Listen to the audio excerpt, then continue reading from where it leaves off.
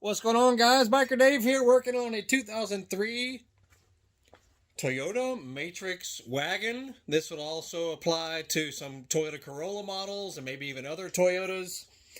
The issue is you're hearing some chirping noise coming from the main belt, also probably related to the tensioner. This guy right here. This wheel pulley right here is possibly getting worn out and making a chirping sound when you start up the engine, especially when the engine is cold. And I'll show you what I mean right here. Listen to this. There we go.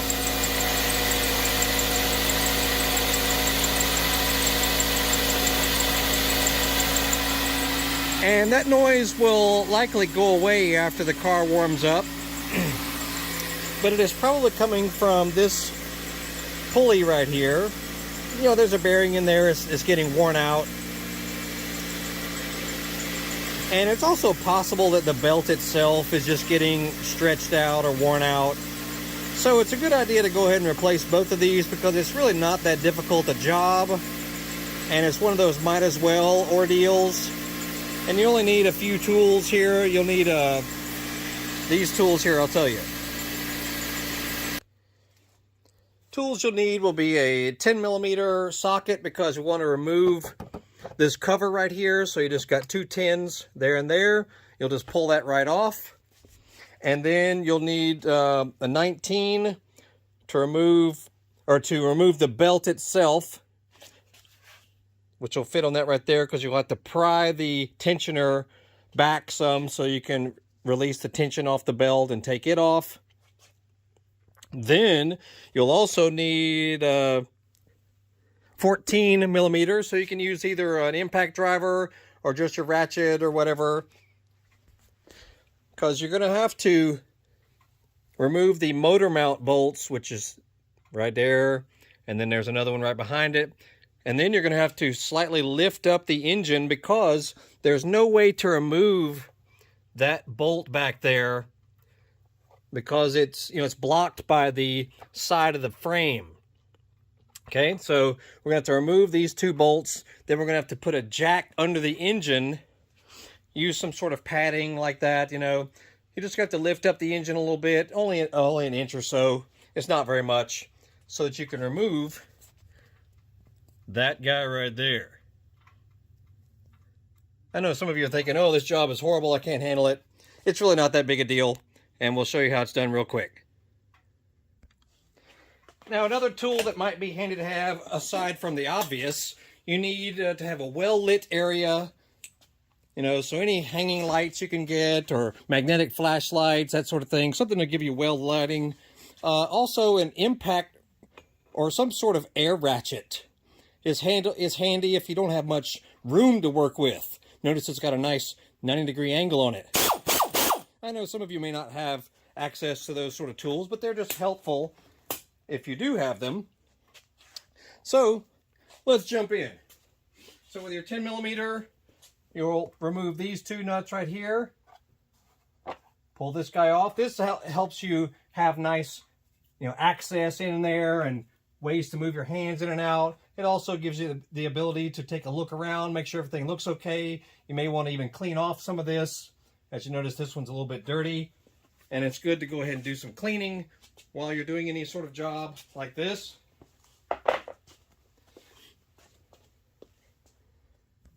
And you want to take a look down in there and notice the routing of the main belt. Just notice how it's routed in there. I know it's kind of hard to show you in this configuration.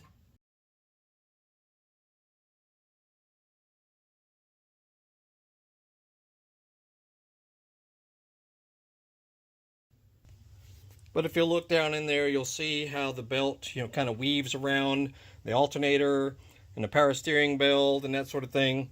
So just take note of it. You may want to take some photos because it's difficult for me to display all of that right in here. So take some pictures or shoot some video yourself beforehand, just so you give you a reminder how the belt is routed in there. Anyway, so just take note of that. All right, and first we'll need to remove the belt itself. So you'll take your long ratchet arm or breaker bar with a 19mm socket on it.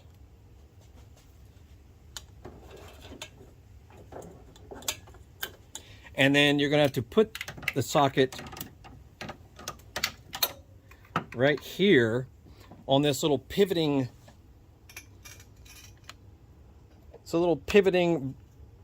bar. It looks like a nut, but it's actually part of the tensioner. And then you're going to pull back on it to release the tension off of the belt. Okay, so just make sure that that's in place properly. All right, so, and it might be kind of stiff, so you're going to have to pull back on it pretty strongly. And just remove the belt from the alternator up front right here. Then you can release all the tension from it.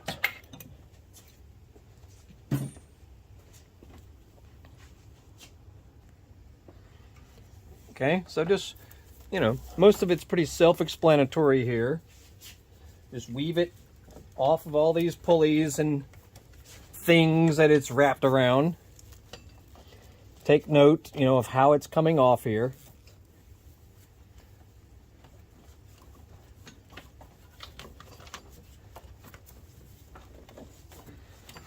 And it'll just come right out.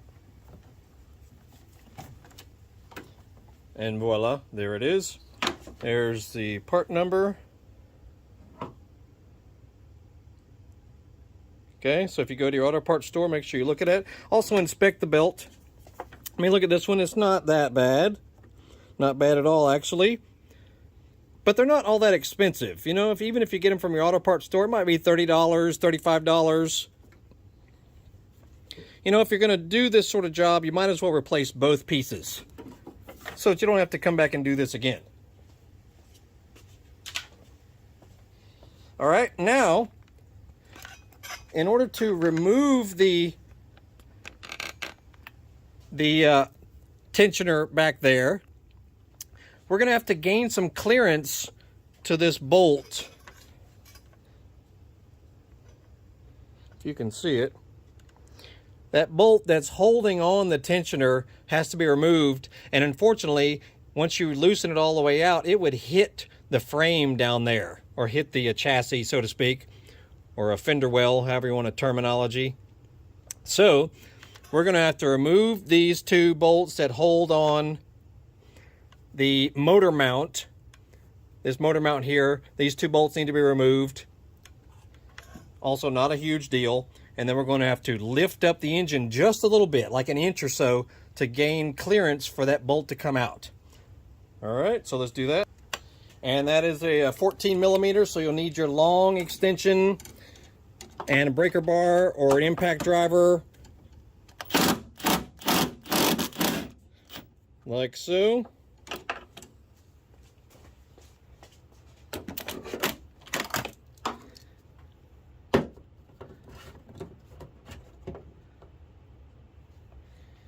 Take out the other one.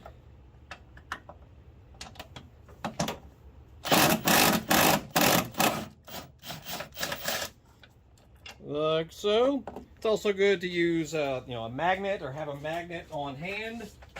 Some sort of magnet extension. Some sort of magnet is always helpful when dealing with things like this, because if this bolt, you know, falls down in there and you can't find it, then you can't get it out of there. It's a nightmare. So this is just a good common item for any home mechanic, some sort of telescoping magnet. Very handy to have for all kinds of stuff. There it is for the motor mount. And then one more will be right behind. Power steering pump. If you can see that, there's another bolt right there that needs to come out. And it's probably pretty tight, so you may need your breaker bar or something with some leverage on it, you know, so that you can get this bad boy off of here, and your extension. Like so, just to get it loose at least. Then you can use your impact driver. Mainly to save time is what all this is about.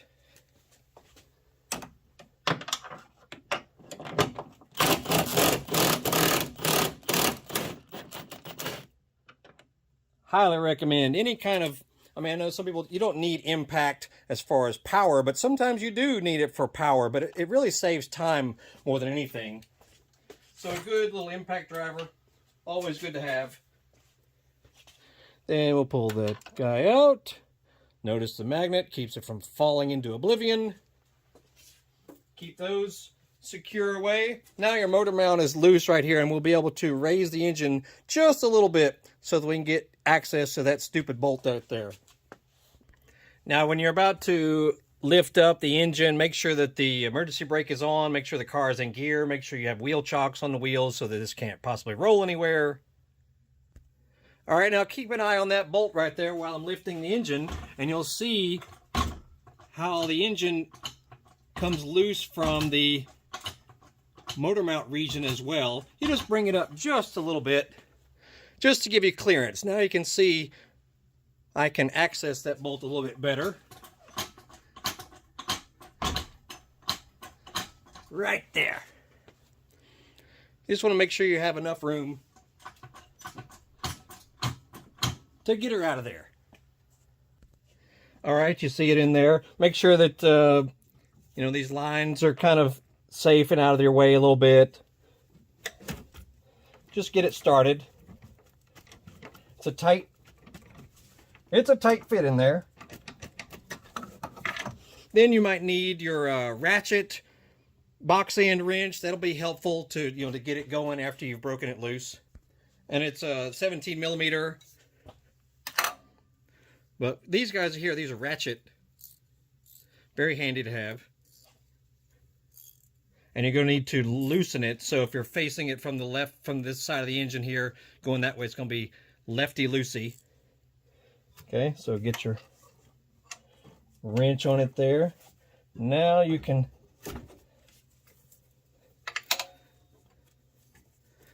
notice the ratcheting box end. If you can see that, it's much easier. But once you get it broken free, you know. All right, you'll also need a 12 millimeter for the actual tensioner little plunger. It's got a little nut on it that you'll need to remove. And it helps if you have a long 12 because you'll need some leverage because it's probably kind of stuck if it hasn't been removed in forever. So that this guy right here. Get it started and broken free. Then you can use your 12 millimeter ratchet box end like that. Lefty-loosey as well. Then you can get it by hand off of there. Just be careful and make sure you have your magnet nearby just in case you drop that nut. All right, we have that little nut off of there now, so you can pull the little tensioner plunger, the dampener off. Make sure this bolt is completely out at the bottom. If that the threads of that big bolt are a little crusty, you may want to spray a little bit of lubricant on it. That'll help it come out a little easier. Alrighty. Now the big bolt is coming out. Here comes the tensioner. Slides off of everything. It's pretty self-explanatory. Just be careful not to drop anything or lose anything, you know. Like so.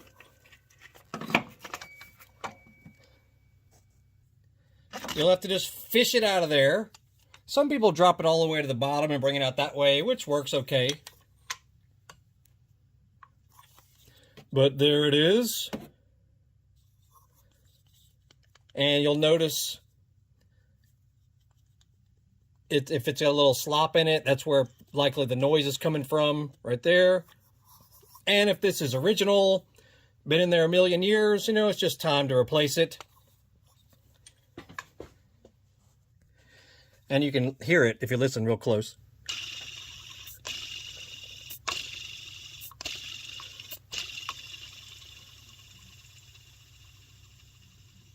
That's where your noise is coming from, compared to the new one. Silky smooth. It's just worn out, you know, no huge deal. All right, and here's a tip for you. You know, when you're ordering parts like this, make sure, especially if it's, if you're going in person to a store, make sure you take the old part with you and compare it to what you're buying. Or at least take a photo of your existing part. Too many times the parts diagram microfiche is incorrect or something, or there was a different model for your year that you weren't aware of, and they sell you the part that is listed for your model. Then you bring it home and it's not the right one. But you notice these two are obviously identical. Same thing when you're online. I hate buying from listings where the actual item is not pictured, and then you receive it, in shipment, and it's the wrong part. So that's just my little tip. Now this item here, this is the good quality. It's by Daco. Now I'm sure if you shop around enough online, if you're not trying to do this job today, yeah, you could shop high and low all over the internet and find it at the dirt cheap Chinese price or whatever. But if you want to find a decent one, this item is around $100 or so after you apply discounts and that sort of thing, and the belt is around $30. So, you may be spending $130 to $150 to do this job, and you're talking maybe an hour's time at the most to do it from start to finish. So it's not an impossible job at all. As long as you have basic tools and that sort of thing. And here's the new belt as well. I'll put links down below for where you can buy them online. So just have a look for that in the description or in the first comment under the video. So let's keep going. And, this is optional, but I like to put blue Loctite, especially on fasteners that are holding something important. Blue Loctite is medium strength Loctite, and it's just a good thing, as well as it helps you remove nuts and bolts the next time if it's ever necessary. You could also do some light high temp grease or something on there. It just makes it easier the next time you try to take something off or put it on again. That's just a tip, personal tip for myself. All right, back at it now. First thing we're going to do is put the dampener back on its little post right there. Also, keep your magnet ready just in case you drop something. You can immediately fish it out with your magnet, and with this you'll just have to sort of fish it in there.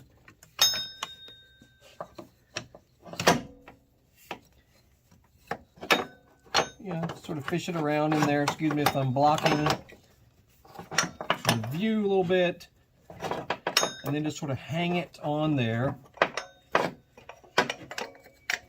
It's pretty self-explanatory how it goes on there.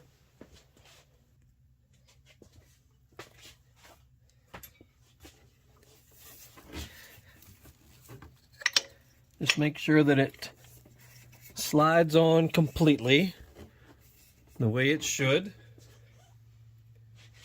And you can take your nut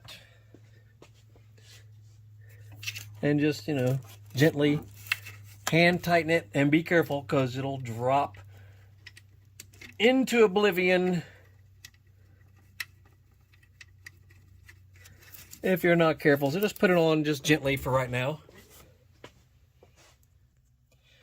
And then your long bolt right here, you want to make sure that, if you've had the engine jacked up, it may have gone down a tad, so you may want to lift her back up there so you got plenty of clearance. Like so. Carefully fish her back in there.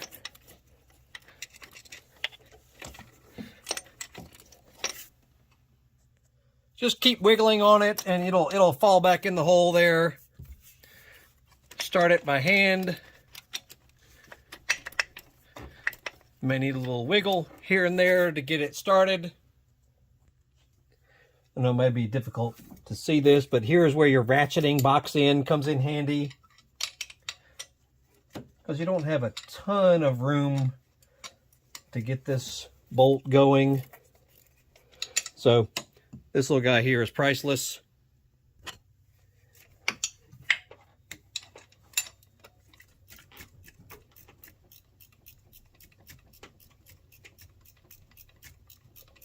slowly but surely she goes in. Now with your 12 right here, you know, tighten down the nut. That bad boy there. Just good and firm, you know, good and snug. I don't have torque specs. If you want to look it up, go right ahead. But just good and snug. You know what I'm saying. And then with your 17 and your extension, big breaker bar.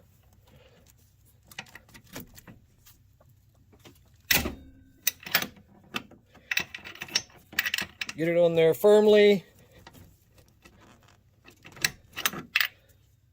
Oh, yeah, 17 millimeter for that guy.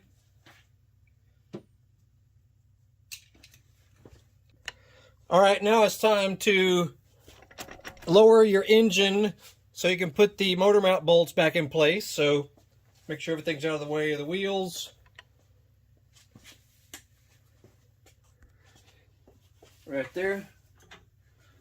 Watch it go back down. Easy does it.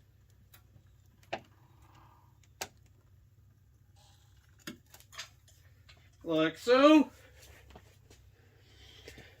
You may want to leave it up just a tad so that you can shimmy it over, you know, make sure your hole is clear down there if you can see that. And your 14s right here. Now here's a prime example of something you can do, because see, you're going to be putting them downward in there. But if you try to put them on your socket and go down, now if you have a magnetic socket, that'll help for sure. But if you just try to drop it in place, this bolt will likely just fall off of here. So let's show you a little tip here to keep that from happening. Take your little, you know, shop cloth, a little blue paper towel, or any kind of cloth. Put it over the end of your socket. Then when you put your bolt on the socket, it will hold itself in there. Old school mechanic years ago showed me that tip. This is good for anytime you're trying to hold a bolt on the wrench. Keeps it from falling off there. Total lifesaver. Because there's nothing more frustrating, you know, than trying to reach in an awkward area and the bolt falls off, you know, and you just can't get it going. So annoying.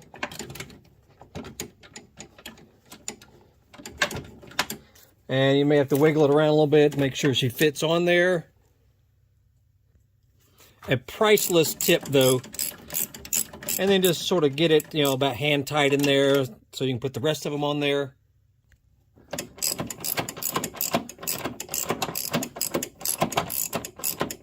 Put the second one on, you know, about halfway or whatever. And then the third one, notice how it's much easier if you just use my little paper towel method to hold that bolt on there. It will not fall out. Get it started hand tight.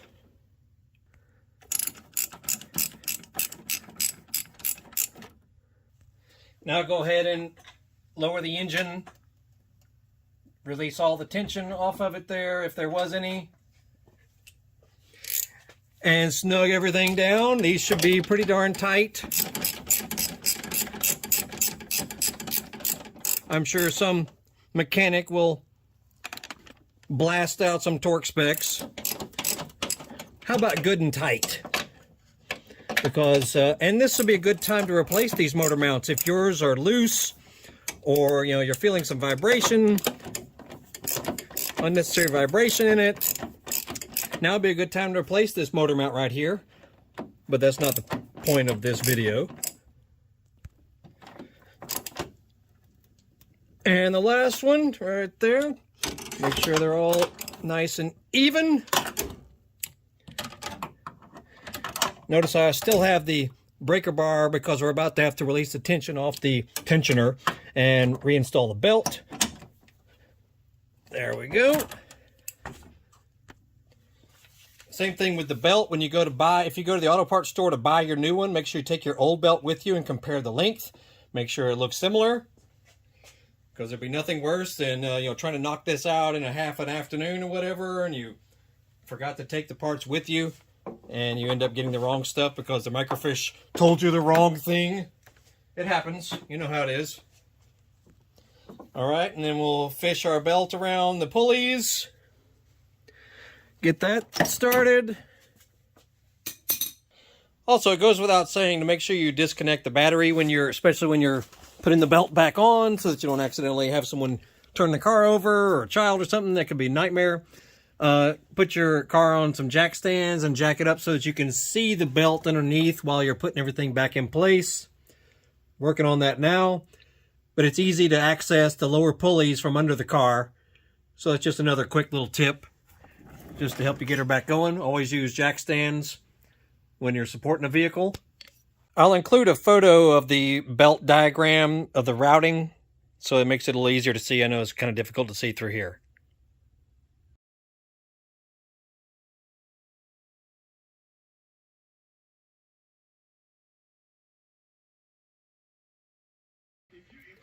And then around the pump down here. Anyway, difficult to see. But then once you get it somewhat fed around, then you'll put your breaker bar all the way up top, give it a nice pull back.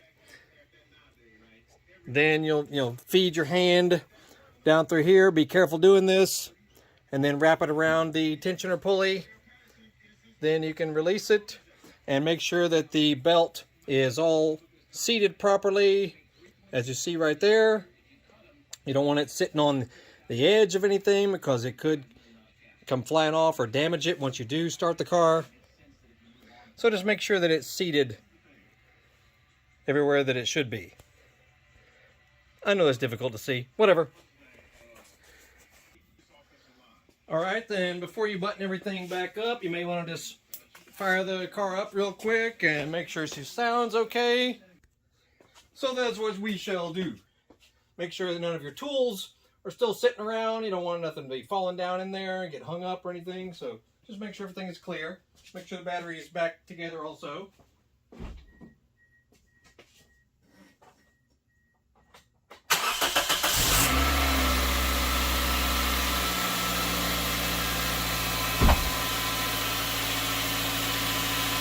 And just like that, she is quiet as anything. Take a look at the belt right there. Make sure that it looks like it's flowing properly. Make sure everything looks good. No funny noises. That's how it's supposed to be. And that's the way we like for things to finish up, with a nice ring of the bell victory.